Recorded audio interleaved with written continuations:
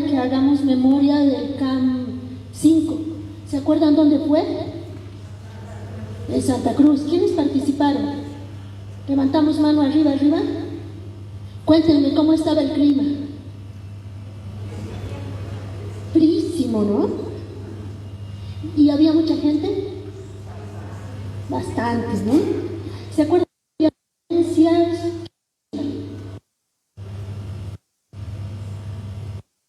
¿No se acuerdan? Había unas ponencias, había unos trabajos en grupo, nos hemos dividido en varios grupos para poder actuar porque éramos muchísima gente. Y, si me permites,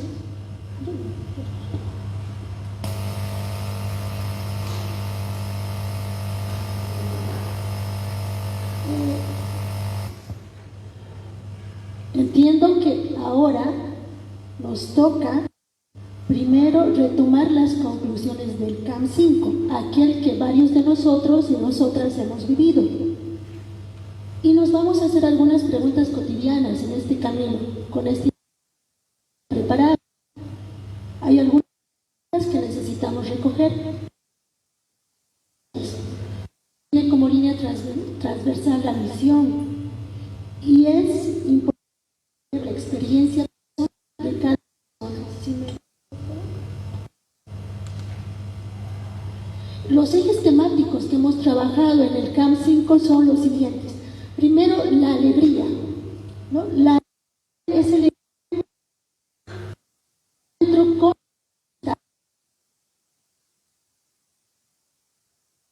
trabajamos el querigma con mucha fuerza y a partir de esa alegría borda podemos pasar al siguiente eje temático, que era el Evangelio, que es el contenido de la misión que vamos a compartir.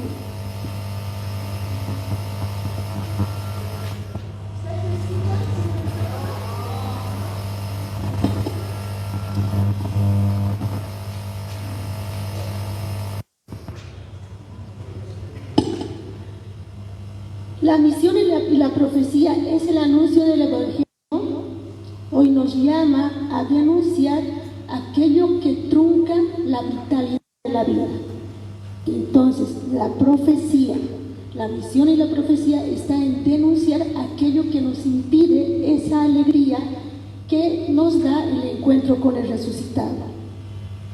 La comunión y la reconciliación implica el testimonio de lo que es el reino. El siguiente, por favor. En esta etapa habíamos trabajado que la base de la comunión es la gracia y el amor de Dios. Y es interesante cómo combina con el lema que se tiene para este simposio. ¿Se acuerdan cuál es el lema? A ver, acaba de contarnos el padre Manuel. ¿Qué tal si lo repetimos? Dice: América, con la fuerza del Espíritu, testigos de Cristo.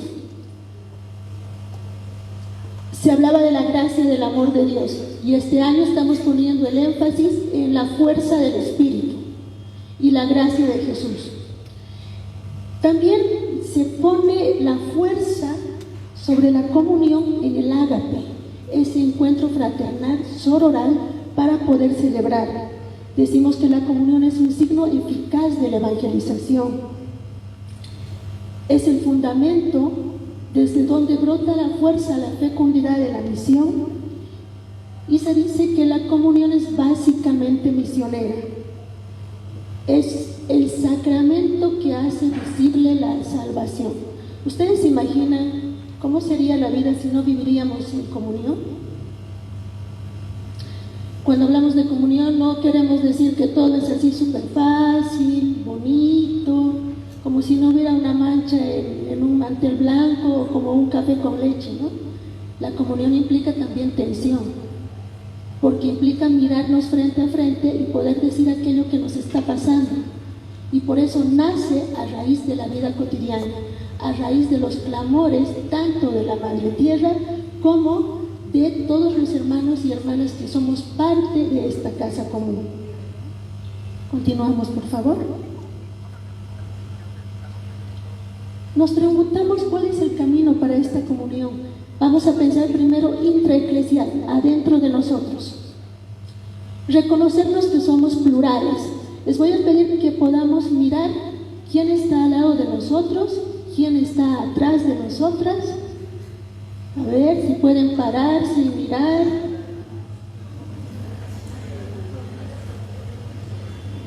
¿Qué tal?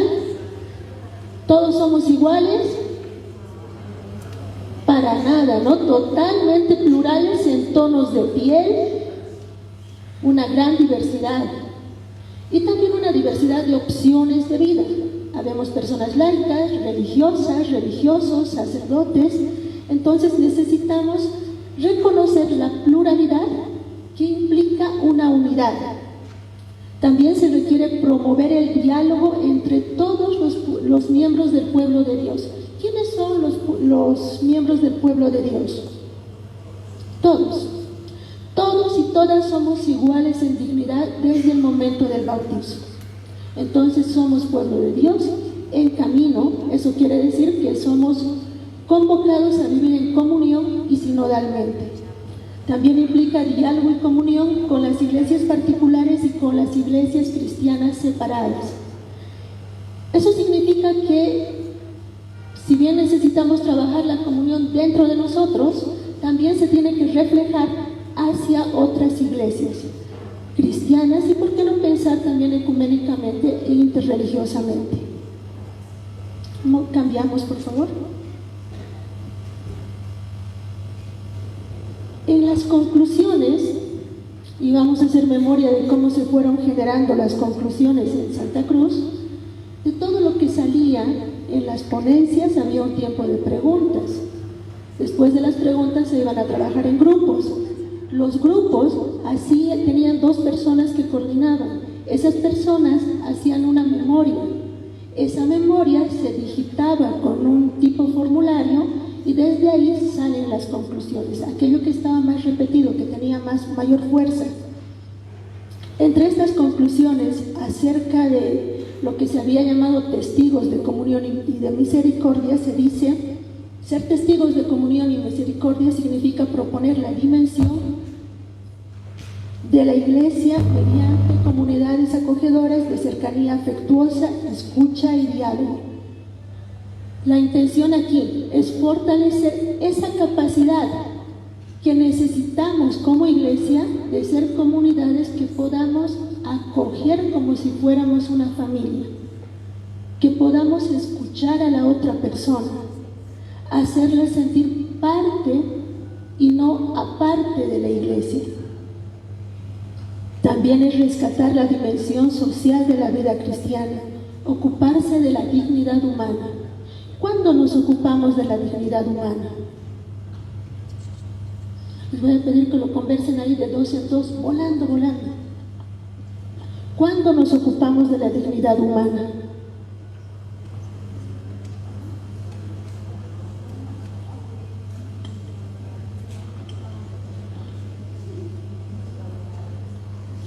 ¿Alguna idea que haya brotado en ese corto diálogo?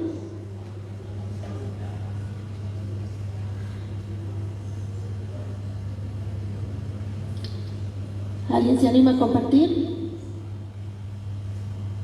Puede ser cuando nos encontramos en necesidad, en el momento que necesitamos responder nuestra personalidad. Exacto, cuando hay un momento de necesidad. ¿Cuál ha sido el momento de necesidad que todas y todos hemos compartido por casi 2 años? La pandemia. ¿Cuándo fue el CAM 5? 2018. 2019 fue el Sínodo para la Panamazonía. 2020 comenzó la pandemia. Entonces no podemos despegarnos de esa realidad. Nosotras, todas las personas como Iglesia, necesitamos asumir que la pandemia ha tocado en nuestra vida, ha tocado en la realidad y toca a la Iglesia. Entonces, reconocer la dignidad de la vida humana también pasa por reconocer esa fragilidad de haber vivido la pandemia y la fortaleza de estarla transitando. La comunión también es la exigencia de la vida en santidad, la que no se vive sino en diálogo con las necesidades del mundo. No hay otra forma de vivirla en santidad, sino es en diálogo con las necesidades del mundo. Las necesidades básicas del mundo. Todavía tenemos hambre en varios lugares. Andes, Amazonía, todavía tenemos necesidad de cuidar la tierra. Todo el movimiento de extracción de litio, las salineras, todo el desmonte de los cerros, la contaminación del agua, todo lo que hacemos a la naturaleza nos lo hacemos a nosotros mismos. Seguimos, por favor.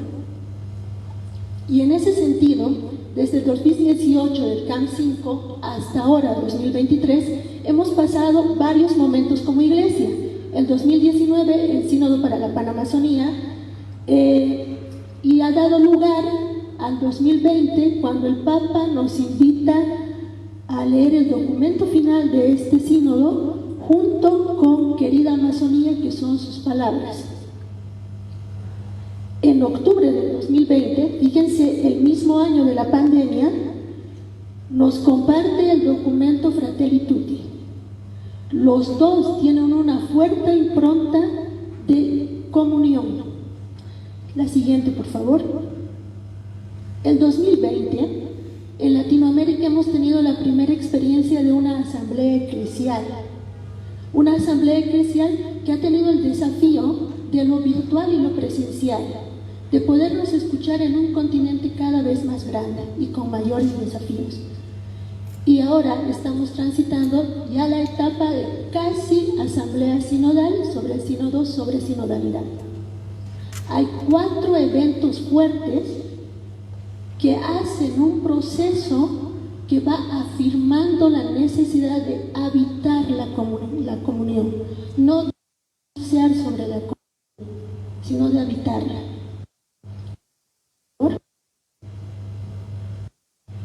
Voy a salir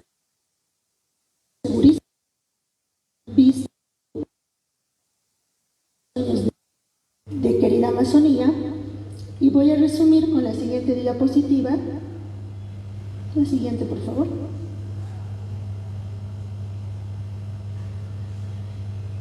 Cómo este documento nos invita a ver un poco más el ámbito de la comunión es entre nosotros, las personas. Querida Amazonía nos invita a mirar un poco más. Les voy a invitar a mirar un poco más. Hagan el ejercicio de mover sus cabezas lo más que puedan y amplíen su mirada. Intenten ver más cosas de las que ven.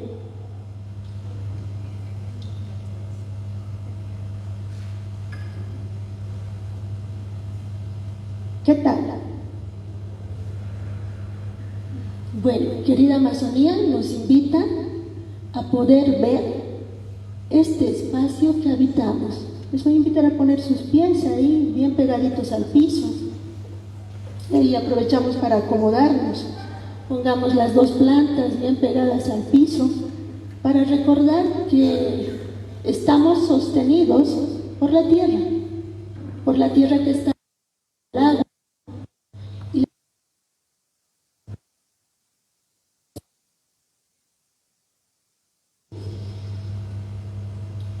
Soltamos, expiramos.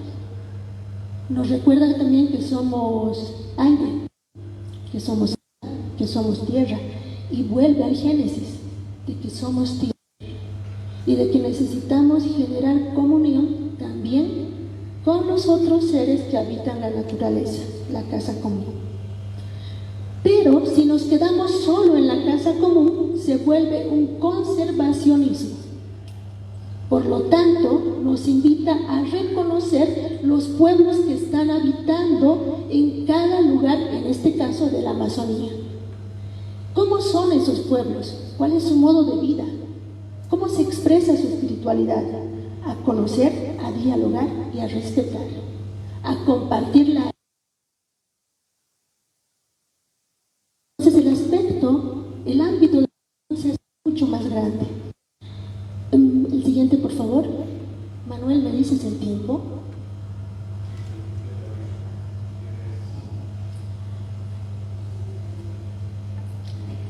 Nueve minutos, tengo 9. Avísenme cuando falte 2, por favor.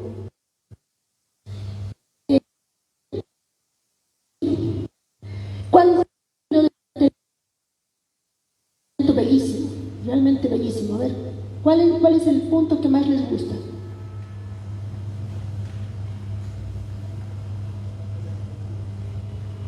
Fratelli Tutti nos invita a construir un nosotros.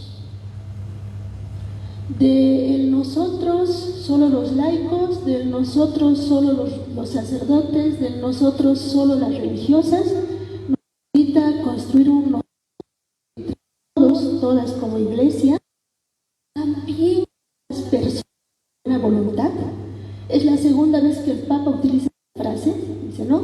Es para toda la iglesia, para todo el pueblo de Dios, pero para todas las personas de buena voluntad. Lo había utilizado antes en Laudato Si. Entonces, este segundo documento también es una invitación a todas las personas. Fratelli Tutti está situado en la etapa de pandemia. También acuérdense que comenzó las situaciones de guerra, las violencias, aunque se esperaba que después de la pandemia salgamos con una capacidad de comunión mayor y de corresponsabilidad. No siempre ha pasado. Y más bien han habido mayores conflictos. Entonces, en ese sentido, Fratelli Tutti nos dice que el camino hacia la paz no implica homogeneizar la sociedad. Nos permite estar juntos, implica la posibilidad de que el otro aporte una perspectiva legítima, al menos en parte, algo que puede ser rescatado, aun cuando se haya equivocado o haya actuado mal. Y nos habla de una arquitectura de la paz y de una artesanía de la paz. Dice que la arquitectura de la paz es como los puntos claves que sostienen, por ejemplo, este espacio, y que la artesanía es todo lo que nosotros hacemos cada día. ¿Cómo me relaciono con mi nieta? ¿Cómo no me relaciono con otras personas? También hace parte de esa no construcción o construcción de paz. El siguiente, por favor. Fratelli Tutti nos invita a superar lo que nos divide sin perder la identidad de cada uno. Solo cuando sabemos quiénes somos, cuánto somos y todas las potencialidades que tenemos, podemos reconocer en la otra persona todo aquello. Entonces nos invita a hacer ese ejercicio de construir nosotros a partir de reconocerme a mí mismo y de reconocer a la otra persona. Si bien María nos invita a reconocer la comunión con la casa común, Fratelli Tutti hace un hincapié, así, como cuando le ponemos en los libros el resaltador, ¿no? O en la hoja cuando la doblamos, nos está diciendo, ojo, aquí no se trata de repetir. Aquí se trata de compartir, de ser corresponsables, de hacernos unos otros. Y la imagen de referencia es la Trinidad. Es en nosotros no es el Padre, no es el Hijo, no es el Espíritu Santo. Es todo eso a la vez. Seguimos, por favor. Entonces nos invita a generar procesos efectivos de una paz duradera, que son transformaciones artesanales, esas cotidianas de las que hablaba. No son acuerdos de paz. Los acuerdos tienen que llevarnos a acciones y actitudes concretas. Por lo tanto, a una conversión de mente, de corazón, de actitudes y de acciones. Seguimos, por favor. Y este tiempo que se ha vivido la Asamblea Sinodal, ¿algunos han participado de la Asamblea Sinodal? ¿Pueden levantar las manos, por favor? ¿Qué ha sido lo más significativo?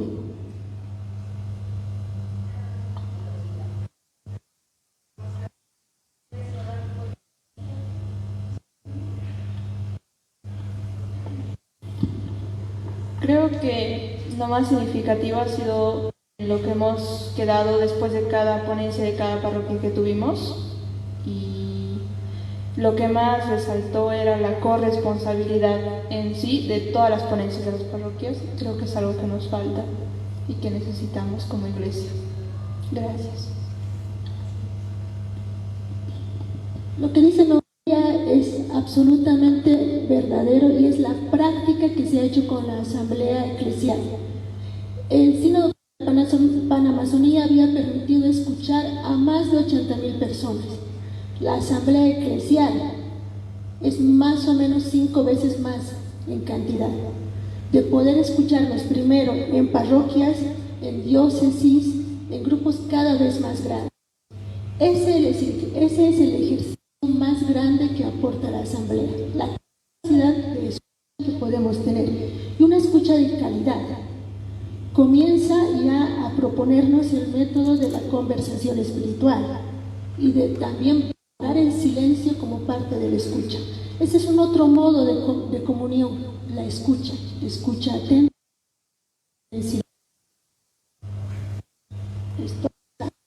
Muchas gracias. Y el sínodo para la Panamazonía, el sínodo sobre sinodalidad. Este es crucial.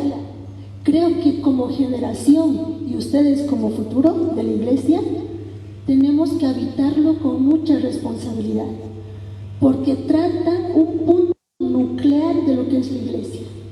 No podemos ser iglesia si no somos sinodales. No se es sinodal si no hay comunión. ¿Qué implica? Implica la conversión de estructuras y la conversión de relaciones. La sinodalidad no es simplemente caminar juntos, sino es discernir en comunidad y decidir juntos. Eso implica muchos otros movimientos que todavía estamos aprendiendo, pero que necesitamos aprender para que como personas adultas mayores podamos dejar una iglesia renovada a los más jóvenes. Una iglesia que sea comunitaria, donde la mirada sea horizontal y donde el diálogo sea de ida y vuelta. Entonces la comunión, de ser algo que podría parecer pequeño, se nos amplía y se hace integral. Muchas gracias.